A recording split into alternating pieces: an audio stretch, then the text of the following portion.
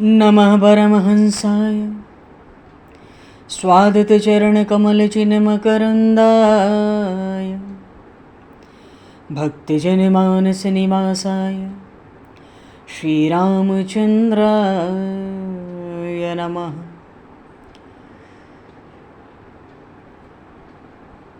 वंशीविभूषितकरान्नवनीरदाभात् पीताम्बरादरुणबिम्बफलाधरोष्ठात् पूर्णेन्दुसुन्दरमुखादरविन्दनेत्रात् कृष्णात् परं किमपि तत्त्वमहं न जाने। वागीशायस्य वदने लक्ष्मीर्यस्य च वक्षसि यस्तास्ते हृदये संविततं नरसिंहम् अहं भजे। विश्वसर्गविसर्गादि नवलक्षणलक्षितं श्रीकृष्णाख्यं परमधाम जगद्धाम नमामि तत्। गङ्गातरङ्गरमणीयं जटाकलापं गौरीनिरन्तरविभूषितं वामभागं नारायणप्रियं अनङ्गमदापहारं वाराणसीपुरपतिं भज विश्वनाथम्।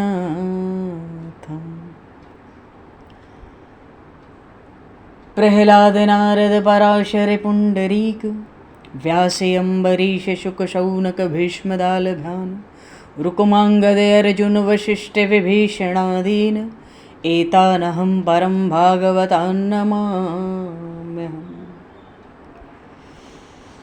श्रीसीतानाथसमारम्भां श्रीरामानन्दार्यमध्यमाम् अस्मदाचार्यपर्यन्तां वन्दे गुरुपरम्पराम्।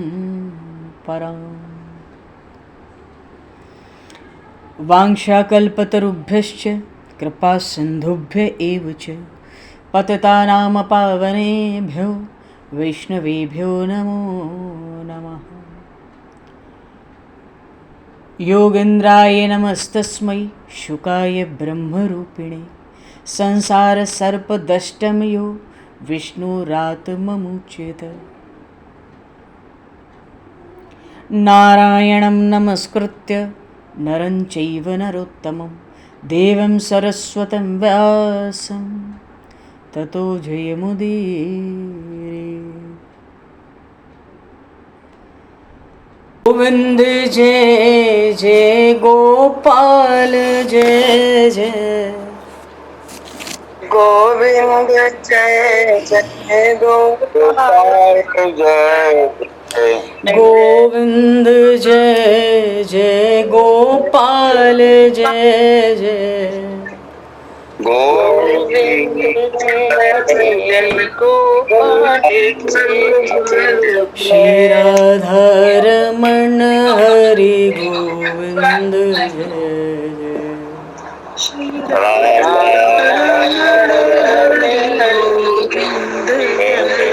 श्री राधारमण हरि गोविंद जय।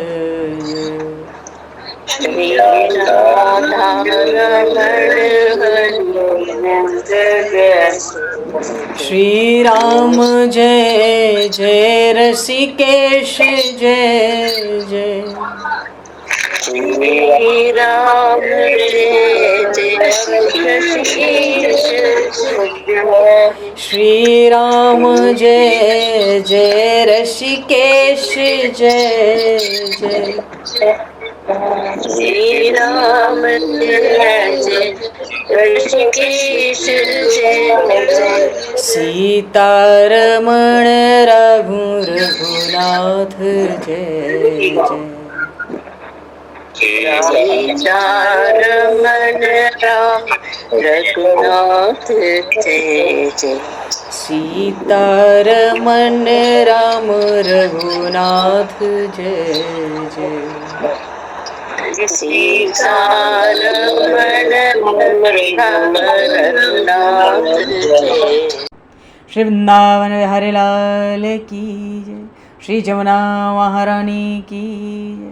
श्री गिरिराज महाराज की जय, श्री गिरिराज धरणे की जय, समस्त गौवंश की जय, 84 कोस ब्रजमंडल धाम की जय, श्री वेदव्यास जी महाराज की जय, श्री सुखदेव जी महाराज की जय, श्री शुत शौनक आदि ऋषियों की जय, श्री सद्गुरुदेव भगवान की जय, सब संतन की जय, सब भक्तन की जय, समस्त वैष्णवन की जय, समस्त पूर्वाचार्य चरणन की जय, समस्त संप्रदाचार्यन की जय, श्री सद्गुरुदेव भगवान की जय। गंगा मैया की जय, जमुना मैया की जय, सरयू मैया की जय, गौ माता की जय, तुलसी माता की जय, पृथ्वी माता की जय, काशी महारानी की जय। जय जय श्री सीताराम, जय जय श्री राधेश्याम। नमः पार्वती पते हर हर महादेव। हरिशरणम।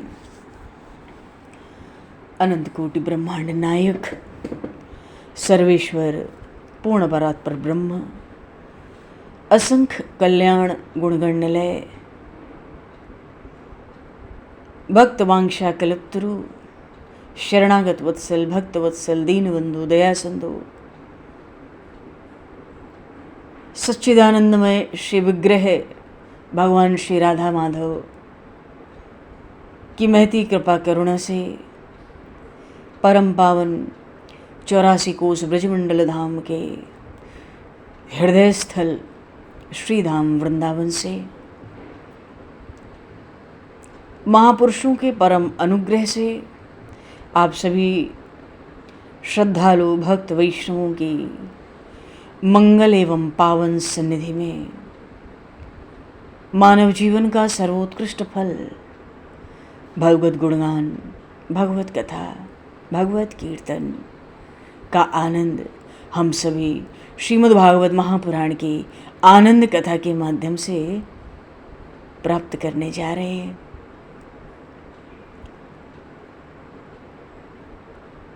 सर्वप्रथम आप सभी भक्तजनों के श्री चरणों में भगवत भाव से सादर वंदन, सादर नमन। आप सभी को यथा योग्य जय सिया राम, जय जय श्री राधे, हरि शरणम। जय हो, जय जय श्री राधे, सभी को जय सिया राम, जय हो भगवान, जय हो श्री राधे, श्री राधे, जय जय जय। कासाय वस्त्रं मणिहारभूषितं सिंहासनस्थं श्रितभक्तव्यापितम् अनाथनाथं करवीरवासनं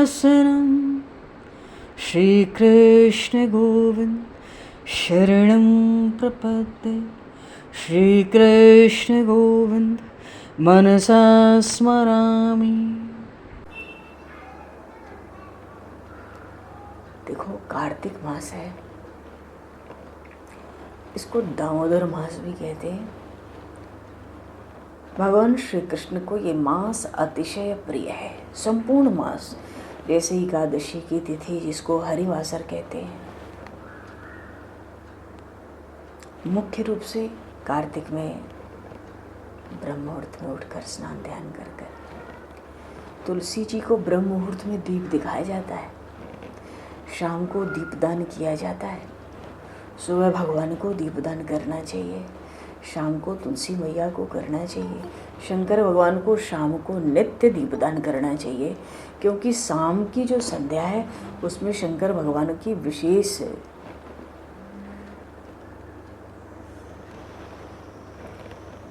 सेवा पूजा होती है। ये 365 दिन की बात है।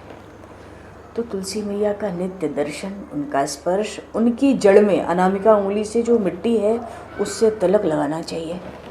तुलसी जी के दल को, तुलसी मंजरी जो चढ़ानी हो, पहले उनको दाहिने हाथ में लेकर धोकर तब चढ़ाएं, और जो जल है जब जब मस्तक पर रखेंगे 4-4 बूंद, तब गंगा स्नान और गाय को दान करने का फल होता है।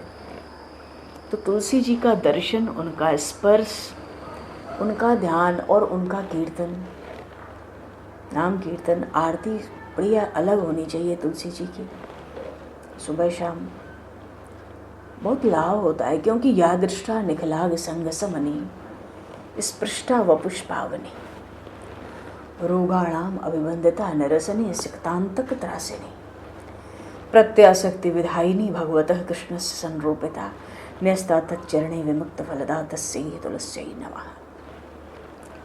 दर्शन करने से सब पाप हर लेती है, स्पर्श करने से या दृष्टा निखलाग संघ समनी और स्पृष्टा वपुष्पावनी, स्पर्श करने से तुलसी मैया शरीर को पवित्र कर देती हैं। प्रणाम करने से रोगों का नाश होता है और सिक्तांतक त्रासिनी जल अर्पित करने से यमराज की छाती में धक्का लगाती हैं, भयभीत करती हैं यमराज को भी जो जल चढ़ाता है। अगर तुलसी का पौधा आरोपित किया जाए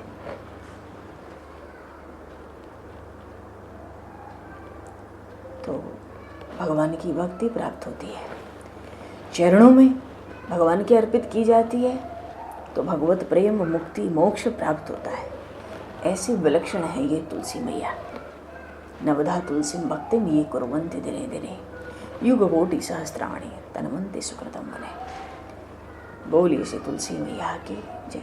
देखो खूब तुलसी जी की कथा महिमा हम लोगों ने कई सुनी है कार्तिक में। अब चूँकि भागवत है और तुलसी जी और भागवत दो को तो कार्तिक में छोड़ नहीं सकते, तो बस तुलसी जी को प्रणाम करके, इसी बहाने काशी महारानी को प्रणाम करके, पद्म पुराण में महात्मा है, भागवत की कथा में हम लोग प्रवेश करेंगे। भागवत तो इस समय सार सार चल रहा है। देखो 8वां स्कंद है, प्रसंग है माता अदिति और महर्षि कश्यप। 12 वर्ष तक जब पयोव्रत को पूरा किया, 12 दिनों तक केवल दूध पी के, हर तरह से संयम रखकर। उपवास का अर्थ ही है मन से भगवान के पास रहना, भगवान के चरणों में रहना, भगवान के नाम में रहना। शरीर संसार भूले, इसलिए उपवास है। उपवास जब पूरा हुआ, देखो एक बात है, भगवान ने सभी के मन में थोड़ी थोड़ी विषमता भी तो दी है।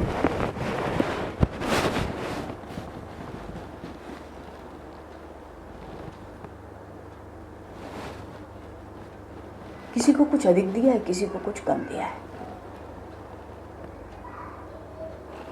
मन में भले विषमता हो, पर मन विषमता नहीं, मन सबको एक समान दिया है। किसी के मन में कुछ है, किसी के मन में किसी की प्रधानता है। तो जो मन दिया है ना भगवान ने, वो पाप करने के लिए हमें दिया नहीं।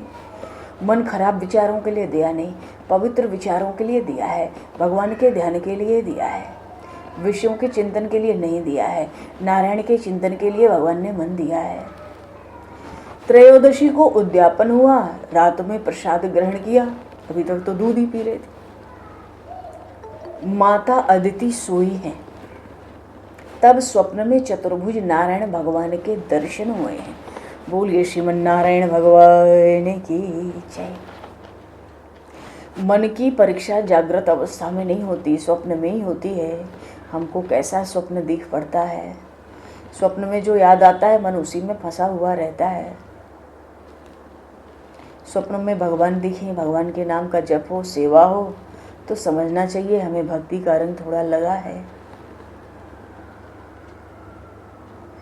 माता अदिति स्वप्न में भगवान के दर्शन करती हैं। स्वप्न में ही वे प्रभु की स्तुति भी करती हैं। यज्ञेश यज्ञ पुरुषाच्युत तीर्थ पाद तीर्थ श्रवण मंगल नाम ध्येय आपन्न लोक वृजिनो पशु मदयाद्य शन कृधीश भगवन नसी दीननाथ। कहती हैं यज्ञ के पति तो आप हैं, लक्ष्मी के स्वामी आप हैं, जगत के पिता आप हैं। पति शब्द का अर्थ क्या है? जो काल से रक्षण करता है, जो काल से बचा सकता है, जो मृत्यु से बचा सकता है, वही सच्चा पति है। इसलिए जीव मात्र के सच्चे पति तो परमात्मा नारायण हैं, ये गोपियां खूब भली प्रकार जानती थीं।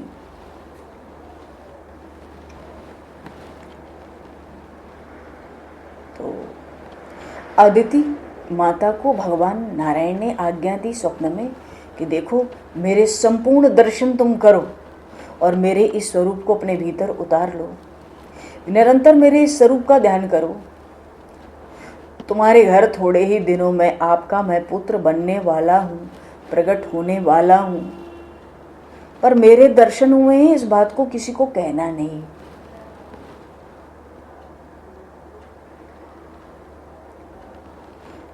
अदिति को आज्ञा देकर भगवान अंतर ध्यान हुए। माता अदिति के पेट में गर्भ रहा।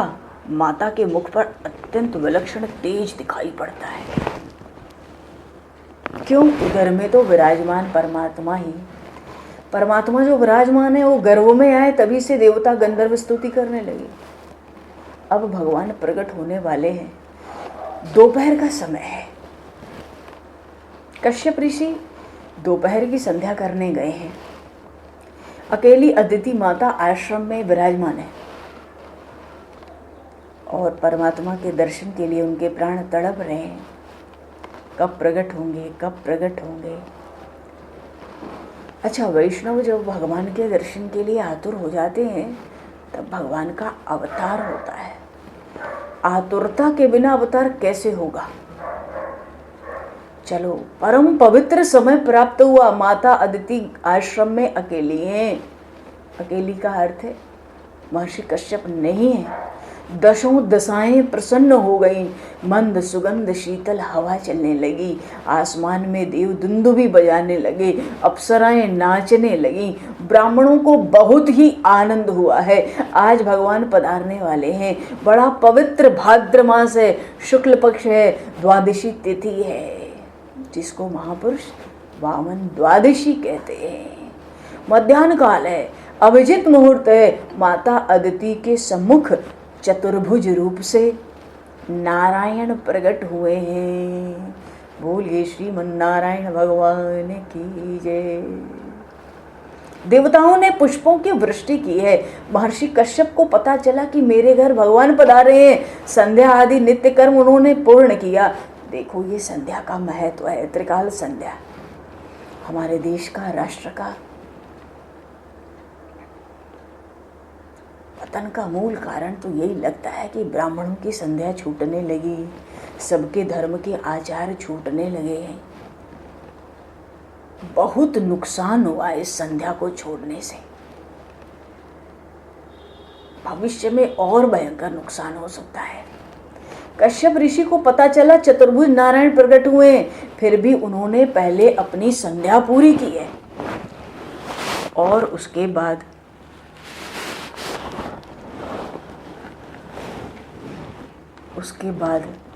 घर की ओर, आश्रम की ओर दौड़े हैं।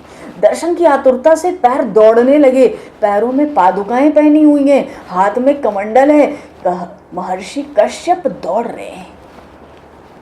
इतने बड़े महर्षि कश्यप खड़ाऊ पहन के कमंडल लेके दौड़ रहे हैं आश्रम की ओर। घर में प्रवेश करते ही देखते हैं चारों ओर प्रकाश फैला हुआ है। उस प्रकाश में शंख, चक्र, गदा, पद्म धारण करने वाले चतुर्भुज नारायण का दर्शन। अरे, दर्शन करके उनको अतिशय आनंद की अनुभूति हुई है।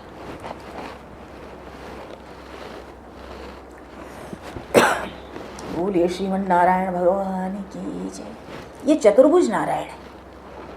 अभी चतुर्भुज नारायण है, वामन भगवान नहीं है।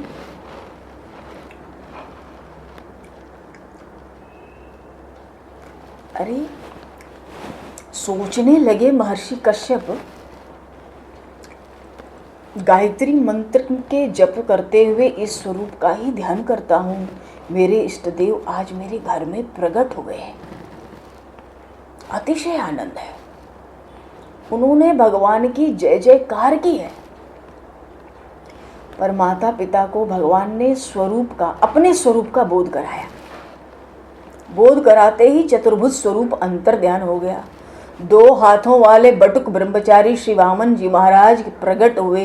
बोलिए श्री वामन भगवान की जय। जैसे प्रभु श्री राम प्रकट हुए थे तो चतुर्भुज, और जब माता कौशल्या ने कहा शिशु बनो तब लीला होगी, सुनी वचन सुजाना रोदन ठाना, वही बालक सुरभूपा, यह चरित जगाओ ही हरिपद पावहि। चतुर्भुज नारायण अपने स्वरूप का बोध कराया और उसके बाद उस स्वरूप को हटाकर बटुक ब्रह्मचारी श्री वामन महाराज, बोलिए श्री वामन भगवान की जय। यत तद वपुर भाति विभूषणायुधि रव्यक्त चिद व्यक्त मधार यद्धरि, बभूव तेनैव स वामनो वटुः संपश्यतुर दिव्य गतिर् यथा नटः। बटुक ब्रह्मचारी श्री वामन महाराज के दर्शन के लिए ब्रह्मा आदि देवता भी वहां आ गए। ब्रह्मा जी ने कश्यप ऋषि को धन्यवाद किया, आज आपका गृहस्थ आश्रम सफल हुआ, आज आप जगत पिता के भी पिता हुए। यह बालक कोई साधारण बालक नहीं है, आदि नारायण परमात्मा आपके घर पुत्र के रूप में प्रकट हुए हैं। ब्रह्मादि सब देवता वामन जी महाराज की पूजा करते हैं, आरती उतारते हैं। देखो श्री कृष्णाकार मन की वृत्ति ही अदिति है।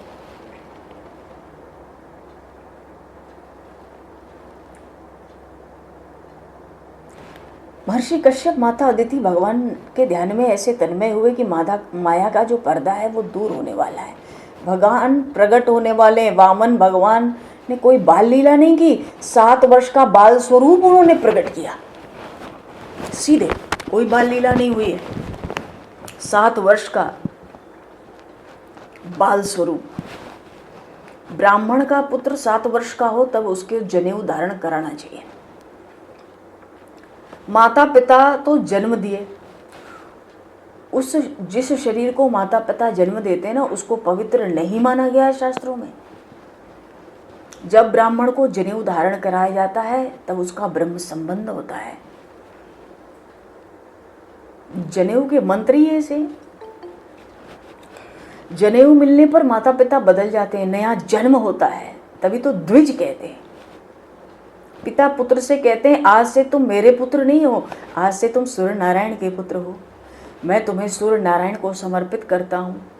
अब सूर्य नारायण तुम्हारे पिता है और ब्रह्म विद्या स्वरूपा ये गायत्री तुम्हारी माता है। ये जनेऊ क्या है? वेदों की दी हुई छाप है। बाजार से जनेऊ लाएं जेब में रख लें, इसका कोई अर्थ नहीं है। ब्राह्मण लोग घर में जनेऊ बनाते हैं, 96 बार उसको लपेटना पड़ता है। वेदों के 96,000 मंत्रों के अधिकार जनेऊ धारण करने वाले को मिल जाते हैं।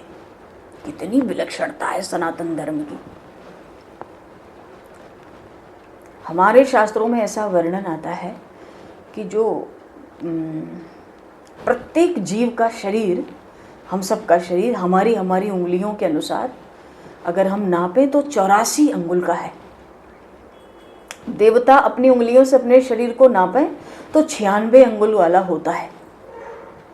तो जो उचित रूप से जनेऊ पहनता है ना वो देवता जैसा होता है। ब्रह्मा जी जनेऊ बनाते हैं। जनेऊ के धागे को भगवान विष्णु त्रिगुणित करते हैं और उसमें शंकर भगवान गांठ लगाते हैं। जनेऊ का अभिमंत्रण गायत्री से होता है। जनेऊ के एक एक धागे में एक एक देव की स्थापना है। हम लोग कोई जनेऊ में चाबी लटका लें तो फिर वो कुछ नहीं है, वो तो कुछ है ही नहीं शरीर पर। चलो, कश्यप ऋषि ब्राह्मण है ना, और वामन भगवान 7 वर्ष के प्रकट हुए ब्राह्मणों के वंश में। तुरंत ही जनेऊ धारण कराने की बात सोचते हैं, प्रकट होते ही तब साक्षात सूर्य नारायण भगवान ने पधार कर वामन भगवान को एकांत में गायत्री मंत्र की दीक्षा दी। दीक्षा दी इसलिए वे देव हो गए। दीक्षा में ऐसी शक्ति है। गायत्री मंत्र का उपदेश दिया है, मंत्र को गुप्त रखना है, मंत्र का विज्ञापन नहीं होता, उससे शक्ति का विनाश हो जाता है। नाम की धुन होती है, मंत्र की धुन नहीं हो सकती, ध्यान रखना। मंत्र तो एकांत में पवित्र स्थान में बैठकर जप करना होता है। वामन जी अब ब्रह्मचारी हुए, जिन्हें उदाहरण कर लिया है, अब ब्रह्मचारी हो गए। ब्रह्मा जी ने वामन जी को कमंडल दे दिया, धरती माता ने ब्रह्मचारी वामन को बैठने के लिए मृग चर्म का आसन दिया, अदिति माता ने लंगोट दी और साक्षात माता भगवती पार्वती ने भिक्षा दी है। अच्छा, अगर 6-7 वर्ष का बालक लंगोट पहन ले, संध्या गायत्री करे, भिक्षा मांगने जाए तो वो वामन भगवान जैसे ही दिखता है। अब आजकल तो 12वें 15वें वर्ष में जनेऊ होता है। कुछ लोग तो विवाह के दिन एक दिन पहले देवगुरु बृहस्पति वामन जी को ब्रह्मचारी का धर्म समझाते हैं। क्या बेटा, आज तुम ब्रह्मचारी हुए जनेऊ पहनने के बाद, आज से त्रिकाल संध्या करना, सुबह दोपहर शाम। संध्या करने में कितना समय लगता है? 10-15 मिनट। कोई आनंद ले तो घंटा लगावे, नहीं तो 10 मिनट में भी मानो तो संध्या हो जाती है, 10 से 15 मिनट में। तो देवगुरु बृहस्पति कहते हैं त्रिकाल संध्या करना, सुबह दोपहर शाम। अगर ब्राह्मण 3 बार समुचित रूप से संध्या करता है तो उसकी चिंता सूर्य नारायण को होती है। पर मनु महाराज ने ब्राह्मण के धर्म को जब समझाया, कहते हैं ब्राह्मण वेदों का अध्ययन करें, अग्निहोत्र करें, पर ये सब न कर पाए तो 3 बार संध्या अवश्य करें, क्योंकि मनु महाराज को पता था कलयुग आ रहा है, इसमें काम ठीक से नहीं बनेगा। इसलिए स्वयंभू मनु महाराज ने मनुस्मृति में केवल संध्या करने का ब्राह्मणों से आग्रह किया। एक बात जान लो, संध्या कोई समझते नहीं है संध्या क्या होती है। जनेऊ पहन के संध्या क्या करनी होती है? संध्या के समान श्रेष्ठ कोई सत्कर्म नहीं है।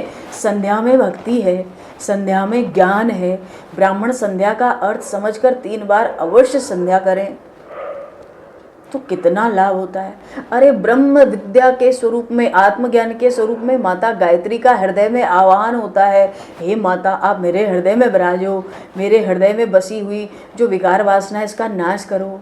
संध्या में प्रायश्चित भी होता है, संध्या में स्वर्ग को अर्घदान दिया जाता है, ध्यान के साथ जप होता है। संध्या में ज्ञान भक्ति कर्म तीनों का समन्वय होता है, और निष्काम हो तो ज्ञान योग, भक्ति योग, कर्म योग, उसकी सिद्धि हमारे सनातन वैदिक धर्म में बचपन से ही हमारी आरंभ हो जाती है।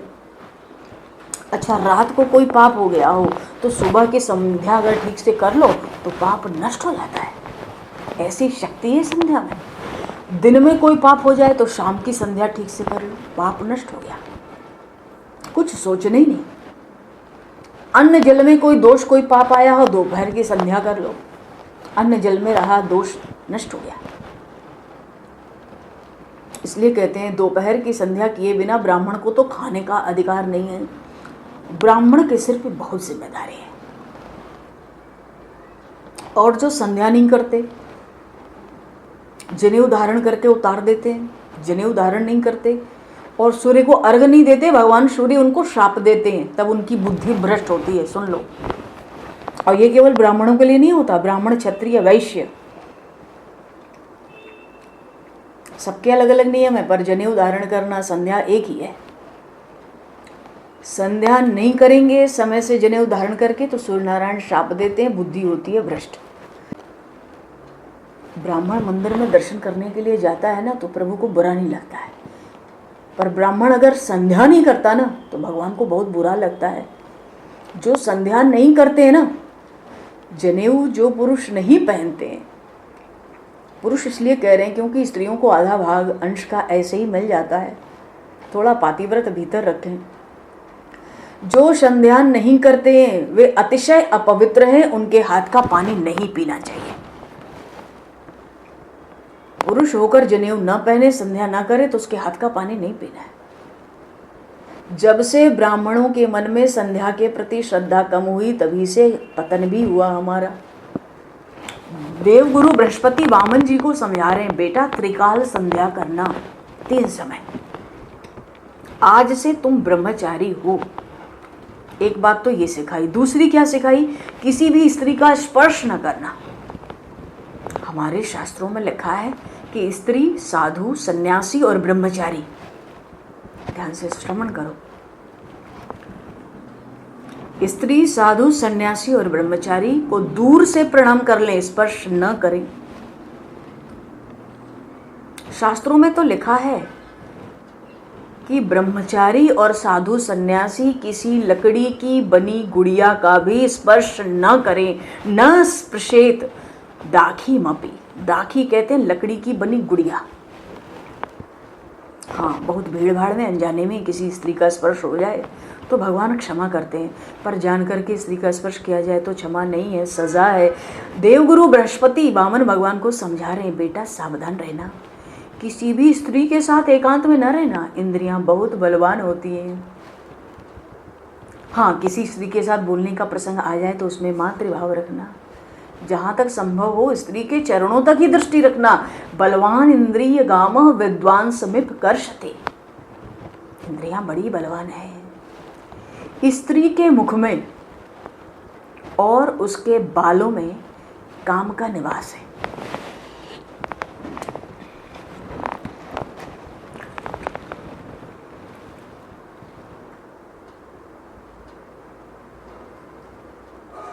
बड़े बड़े भुलावे में आ गए हैं, आ सकते नहीं है, आ गए हैं। एक साधु कहते थे, बड़ा अच्छा लगता है कि हमारे देश में जब से क्या कहते हैं को एजुकेशन शुरू हुआ तब से दशा बिगड़ने लगी। क्यों? साथ साथ पढ़ते लिखते हैं तो संयम रहा नहीं, एक बार मन बिगड़ जाए तो फिर शुद्ध होता नहीं। तो सनातन धर्म का जितना पालन होगा मन उतना ही शुद्ध और शांत होगा। तो जितनी धर्म की मर्यादा का हम अतिक्रमण करेंगे मन उतना बिगड़ेगा। माया में बहुत बल है ना। साधारण ज्ञान का, भक्ति का माया पर असर नहीं होता। माया परवाह थोड़ी करती है, बहुत सावधान रहने की जरूरत होती है। रामायण जी में वर्णन आया, हरिशरण वनवास में 14 वर्ष तक श्री राम जानकी भगवान की सेवा में लक्ष्मण जी लगे रहे। एक बार प्रभु श्री रामचंद्र ने लक्ष्मण जी की परीक्षा की। लक्ष्मण जी से कहा, लक्ष्मण कि तुम्हारी भाभी के कंगन है ना, तुमने देखे हैं ना? लक्ष्मण जी ने इनकार कर दिया, बोले मैंने कंगन नहीं देखे। फिर प्रभु ने कहा, लक्ष्मण ये तुम्हारे भाभी का चंद्रहार है ना? लक्ष्मण जी ने कहा, मैंने देखा ही नहीं, मैंने कभी नहीं देखा। प्रभु ने कहा, लक्ष्मण से पूछा कि लक्ष्मण तुमने कुछ भी नहीं देखा? लक्ष्मण जी ने कहा, मैंने अपने भाभी के चरणों में मैं प्रणाम करता हूँ ना, तब मैंने चरणों में पहने नूपुर देखे, दूसरा कुछ भी नहीं देखा। नूपुर पहचान सकता हूँ। देखो जो इंद्रिय जीत है ना, जिसने इंद्रियों को जीत लिया है वो इंद्र से भी बड़ा है, श्रेष्ठ है। प्रभु उठकर खड़े हो गए, लक्ष्मण जी को गले से लगा लिया। लक्ष्मण इंद्रिय जीत है, लक्ष्मण सावधान है। माया मारती है पर गाफिल को मारती है। जो प्रतिक्षण सावधान होकर परमात्मा की भक्ति करते हैं माया नहीं मार सकती। लक्ष्मण जी प्रतिक्षण सावधान है, आचार्य हैं, वो भक्ति के आचार्य हैं। रामायण में श्री रामचंद्र जी ने ऐसा कहा है कि रावण को मारना सरल है पर इंद्रजित को मारना दुष्कर है। और इंद्रजित जब मरेगा मेघनाथ तभी समझो कि रावण भी मरेगा। इंद्रजित मोह है, मोह मरेगा तभी तो काम मरेगा। रावण तो काम है, इंद्रजित मोह है। मोह को मारना बहुत कठिन है, तो जो इंद्रिय जित होगा वही इंद्रजित को मार सकता है। लक्ष्मण जी इंद्रिय जित थे, इंद्रजित मेघनाथ को मारा। भाव ये है, बृहस्पति भगवान देवगुरु बृहस्पति बावन ब्रह्मचारी को धर्म समझाते हैं। ये सब कहाँ सुनने को मिलता है? धर्म समझाते हैं, बेटा ब्रह्मचारी हो, फिर आज से घर का भोजन नहीं करना, फिर मधुकरी मांगना, भिक्षा, उससे जो कुछ मिले गुरु जी को अर्पित कर देना। उसके बाद गुरु जी जो हाथ में दे वही खाना है। देखो तामसी राजसी खाना खाने से शरीर में गर्मी आती है और वो ब्रह्मचर्य को भंग कर देती है। सादा भोजन बहुत बढ़िया है। वामन भगवान ब्रह्मचर्य धर्म का पालन कर रहे हैं, संध्या कर रहे हैं, भिक्षा मांग रहे हैं, गुरुदेव को भिक्षा लाके अर्पित करते हैं। गुरु जी ने कहा पहले दिन परिवार बहुत बड़ा है, क्योंकि गुरुजी के पास तो भाई बहुत विद्यार्थी हैं। तो वामन हो छोटी सी अंजलि में कितना तुम भिक्षा लाओगे? तो गुरुजी ने कहा बेटा मेरा परिवार बहुत बड़ा है, तुम थोड़ी भिक्षा लाए हो, मुझे अधिक भिक्षा की आवश्यकता है। तो वामन जी ने कहा मुझे कोई बड़ा यजमान का परिचय बता दें तो मैं अधिक भिक्षा ले आऊं, तो जाऊंगा मांग लाऊंगा। कोई यजमान तो बढ़िया बताओ। बोलिए श्री भक्तवत्सल भगवान। देखो ना ये राजा बलि में कितना धर्म, कितनी भक्ति है कि परमात्मा भिक्षुक बनने की तैयारी कर रहे हैं। गुरुजी ने कहा बेटा बड़े यजमान तो इस समय बलि महाराज है। गुरुजी वो कहाँ हैं? नर्मदा के तट पर यज्ञ कर रहे हैं, तुम वहां जाओ। वामन भगवान पधार रहे हैं। जहां श्री जानकी माता का जन्म हुआ वहीं जनकपुरी जाते हुए रास्ते में सिद्धाश्रम आता है, वहीं बिहार में वामन जी महाराज प्रकट हुए हैं और राजा बलि से भिक्षा लेने के लिए कहाँ गए? ये है ना भरूच, गुजरात में, आज भरूच कहते हैं, भृगु कक्ष तीर्थ में। तो बिहार से पैदल कहाँ गए? यजमान बढ़िया है तो बढ़िया मिलेगी दक्षिणा। चलो गुरुजी ने कहा है बढ़िया दक्षिणा चाहिए, इतनी भिक्षा से मेरा परिवार पूरा नहीं होता, और भिक्षा चाहिए। इतना चलकर गए, नर्मदा के तट पर चले।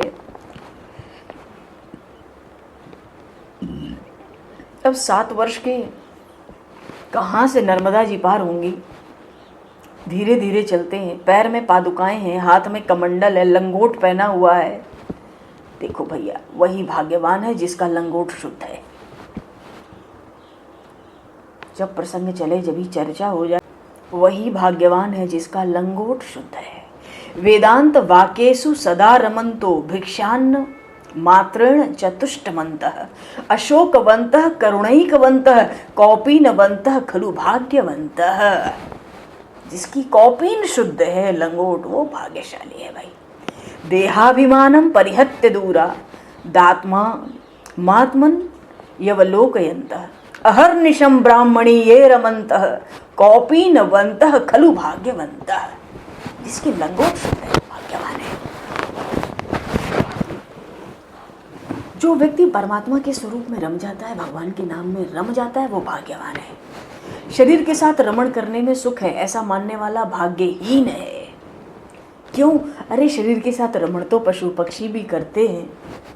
वामन जी महाराज के पास लंगोट के सिवा दूसरा कोई वस्त्र नहीं है, मुख पर ब्रह्म तेज है। वही ब्रह्म तेज ललाट में है, आंखों में है। ब्रह्म तेज किसको कहते हैं? जिसके दर्शन से, जिस मनुष्य के, महापुरुष के दर्शन से सत्कर्म करने की प्रेरणा मिले, बढ़िया बढ़िया काम, पुण्य, परोपकार, भगवान का स्मरण, चिंतन, ध्यान, जिसके दर्शन से मन शुद्ध हो जाए, जिसके दर्शन से भगवान याद आ जाए, उसको ब्रह्म तेज कहते हैं।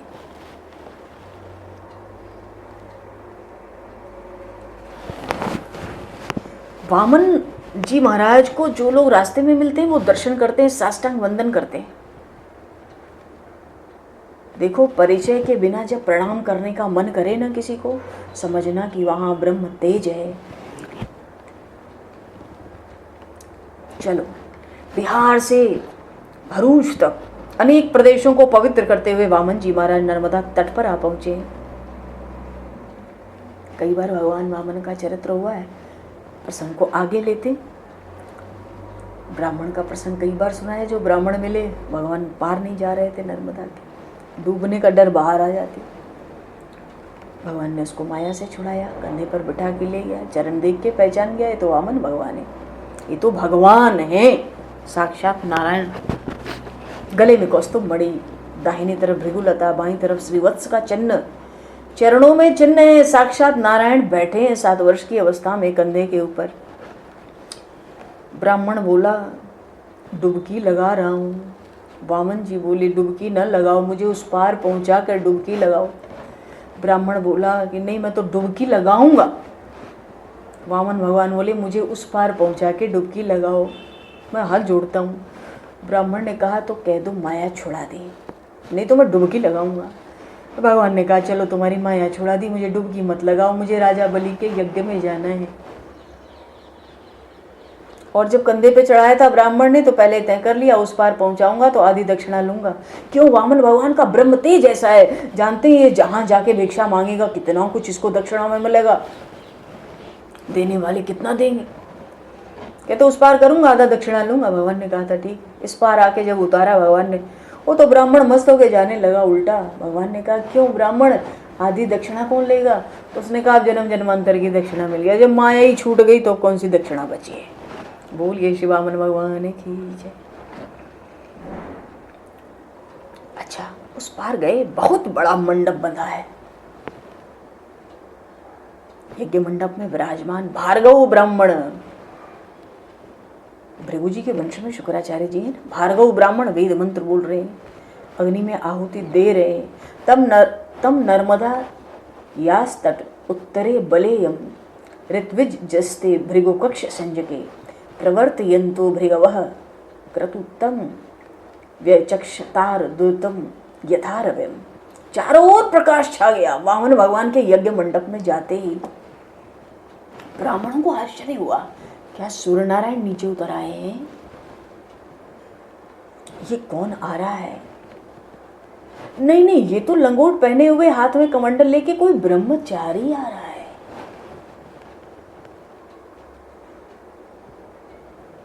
वामन जी यज्ञ मंडप में पधारे हैं और जैसे ही वामन जी पधारे हैं सभी अपने आप खड़े हो गए। आनंद चारों तरफ फैल गया है। ब्राह्मणों में ब्रह्म तेज को मान दिया जाता है, ब्राह्मणों में धन को मान नहीं दिया जाता। ध्यान दो, ब्राह्मणों में किसको मान दिया जाता है? जिसपे ब्रह्म तेज है। क्षत्रियों में किसको मान दिया जाता है? जो बलवान है। वैश्यों में किसको मान दिया जाता है? जो धनवान है। ब्राह्मणों की दिवाली होती है श्रावण की पूर्णिमा को, और क्षत्रियों की दिवाली कब होती है? विजयादशमी के दिन, और वैश्यों की दिवाली लक्ष्मी पूजन के दिन, और शूद्रों की दिवाली होली के दिन। चलो, वामन महाराज 7 वर्ष के हैं, अन्य ऋषि तो वयोवृद्ध हैं, फिर भी सब खड़े हो गए। शिवामन जी महाराज की जय, शिवामन जी महाराज की जय, ऐसी जय जयकार हो रही है। महर्षि विश्वामित्र बहुत समय तक ब्रह्मर्षि वशिष्ठ जी के पीछे लगे रहे। इनके पास इतनी शक्ति कहाँ से है? मुझे इनसे बढ़ के शक्ति चाहिए। सब इतनी तपस्या की विश्वामित्र जी ने, क्षत्रिय थे, इतनी तपस्या की चारों दिशाओं में, छले भी गए पर तपस्या नहीं छोड़े, करते रहे। भगवान शिव से, सब देवताओं से उनके अस्त्र शस्त्र वरदान में ले लिए और महर्षि वशिष्ठ के पास आ गए युद्ध करने की भावना से। मेरे पास सब देवताओं के, महादेव के भी अस्त्र शस्त्र है, अब मुझे कौन परास्त कर सकता है? ब्रह्मर्षि वशिष्ठ जी तो वशिष्ठ जी हैं जी, ब्रह्मा जी के प्राण से प्रकट हैं। विश्वामित्र जी आए, खूब अस्त्र शस्त्र का बिल्कुल बरसात कर दी। वशिष्ठ जी ने क्या किया? 1.25 हाथ का होता है ब्रह्मदंड, ब्राह्मण के हाथ में।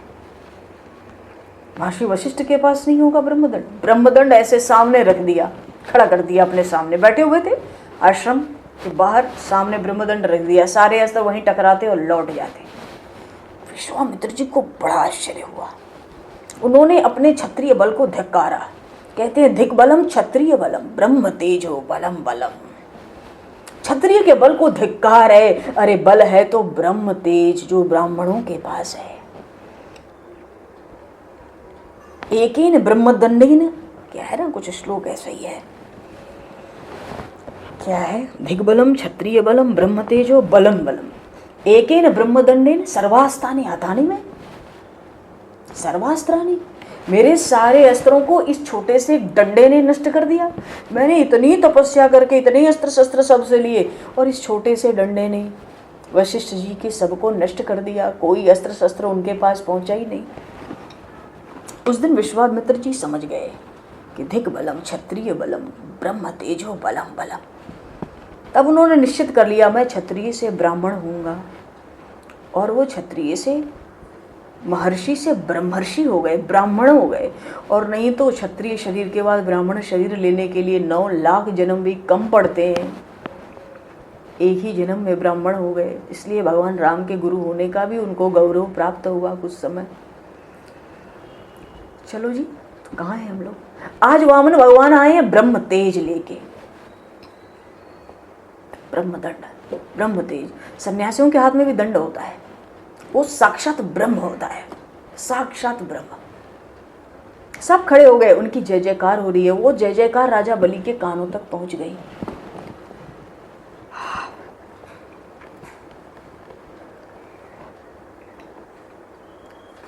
दौड़ते हुए आए, वामन जी के दर्शन से आनंद हुआ। 7 वर्ष की बाल मूर्ति है, श्री अंग मेघ श्याम है, पाँवों में पैरों में पादुकाएं, हाथों में कमंडल।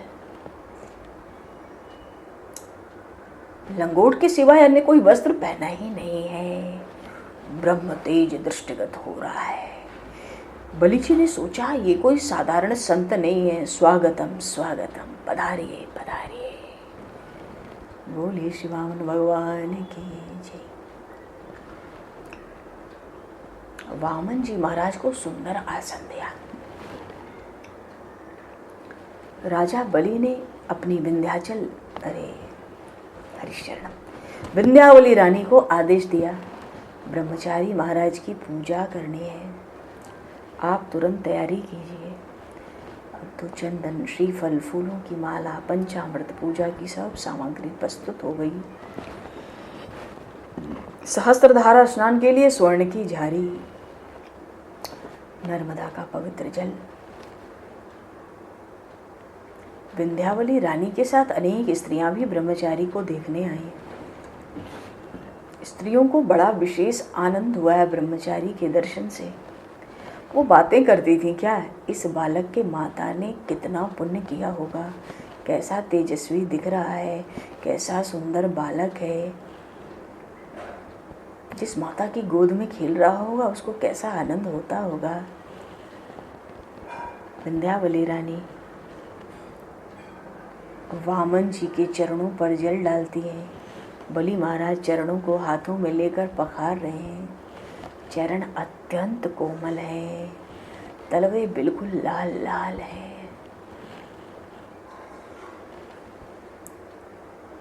तभी तो नाभाजी ने भक्तमाल में कहा, विंध्यावली तिया सुन तिया कहूँ देखी नैन। विंध्यावली रानी की तरह तो कोई रानी हमने देखी नहीं। ये क्या है? अच्छा, तलवे लाल लाल है, चरण धो रहे हैं, जल डाल रही है विंध्यावली रानी। बलि महाराज चरण धो रहे हैं, पखार रहे हैं। चरणों में स्वस्तिक का चिन्ह है, कमल का चिन्ह है। चरण चिन्ह रघुवीर के, संतन सदा सहायका। अंकुश अंबर कुलश कमल जब ध्वजा धेनु पद। स्वस्ति स्वस्ति जम्बुफल कलश सुधार। नाखून रत्न जैसे हैं। चरणों की सेवा कर रहे हैं ना भले राजा, तो नाखून में उनको अपना मुख भी दिख रहा है। चरण का जो तीर्थ है, चरणामृत, बलि राजा ने मुख में डाला, मस्तक पर रखा है। बोलिए श्री परम भागवत बलि जी महाराज की जय। क्या पूछना है इनके भाग्य का। एक बात है, जिसका चरण पखारा जाता है ना, चाहे किसी का पखार लो, किसी पापी का या सन्यासी का, जिसका चरण पखारा जाता है उसका पुण्य नष्ट हो जाता है, और जो चरण पखारता है उसको पुण्य मिल जाता है। बलि राजा वामन जी की पूजा करते हैं। उस समय पर सब ब्राह्मण वेद मंत्र बोलते हैं। बलि राजा बार बार वंदन कर रहे हैं और कहते हैं, महाराज, वामन जी से कहा, महाराज आपके माता पिता को मैं वंदन करता हूँ। मैंने बहुत से ब्राह्मण देखे हैं, बहुतों की पूजा की है, 3 लोक 14 भुवन मेरे पास हैं, पर आप जैसा ब्राह्मण नहीं देखा। आपको देखकर तो ऐसा लगता है कि विधाता ने आपको ब्रह्म तेज से ही बनाया है। बलि जी महाराज कहते हैं,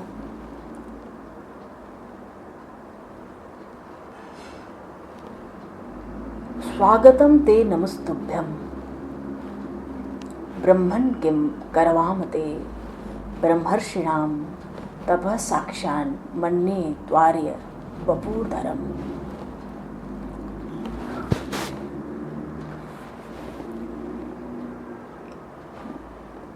आपके दर्शन से मुझे बड़ा आनंद होगा।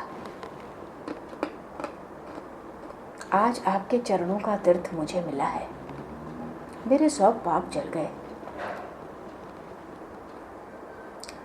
मैं आज पवित्र हुआ, मेरे पितर आज प्रसन्न हुए होंगे। मुझे आपकी पूजा का सौभाग्य मिला। मेरा मन कर रहा है आपको अपना संपूर्ण राज्य ही अर्पित कर दूं। देखो भगवान की लीला शुरू, लीला करने ही तो गए हैं। बलि महाराज कहते मन करता है सारा राज्य आपको, सब कुछ अपना समर्पित कर दूं। यद यद वटो वांछसी तत् प्रतीक्ष में त्वाम अर्थिनम विप्रसुतानुतर्तवे गाम कांचनम गुणवद धाम मृष्टम तथान्न पेयमुतम वा विप्रकन्याम ग्रामान समृद्धांस्तुर्गान गजान वा रथांस्त धारतम तम संप्रतीक्ष। जहाँ प्रेम प्रकट हो जाए ना, फिर वहाँ कुछ लेने की इच्छा नहीं होती है, सब दे देने की भावना होती है, सर्वस्व समर्पण। वामन जी महाराज कहते हैं तुम्हारा सब कुछ लेने के लिए ही मैं वामन होकर आया हूँ। राजा बलि कहते महाराज गाय स्वर्ण भूमि लक्ष्मी सब दान करता हूँ। आपका विवाह का मन हो तो मैं कन्या दान करने को तैयार हूँ। ऐसा जमाता कहाँ मिलेगा, आप जरा भी संकोच न करिए, जो मांगेंगे वही दूंगा।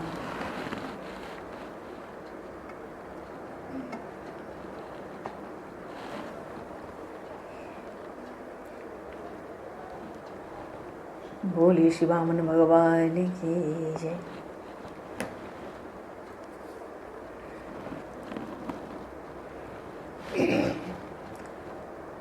परम भागवत श्री बलि जी महाराज की जय।